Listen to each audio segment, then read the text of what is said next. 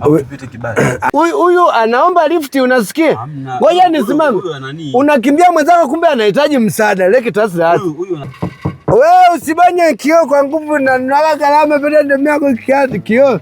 Nimechukua kwa gharama. Ndio habari driver, naomba leseni. Safi bei kamene. Naomba leseni, Leseni yani ni unasikia?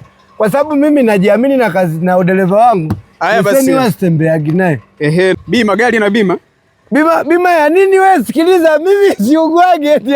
Wewe umeugua tangu natoka nyumbani. Siamu. Atuguagi pelende mia yako bima imeexpire tangia mwaka juzi. Gari haina bima. Sasa sikiliza blaza, kama mtu ugui bima ya nini? Bima ya nini? Gari na makosa mengi. Washa taa tuone. Hapa nisiposhuka wewe ni watu suma. Wewe kuwa serious.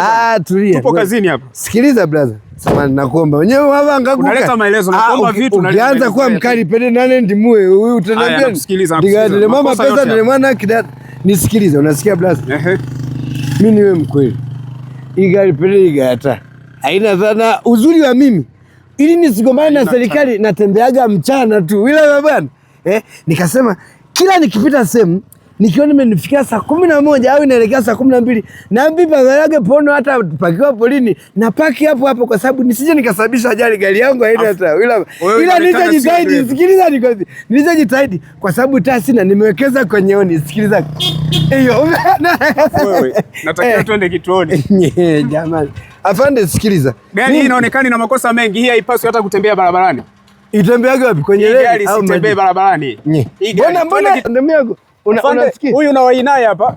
Sikiliza. Huyu utaratibu blaza. Nikisema na mimi nikiwaze. Nikisema na mimi nikiwaze pende na mtu mmoja kila mtu tuanze kumsikiliza kituoni hapa. Blaza.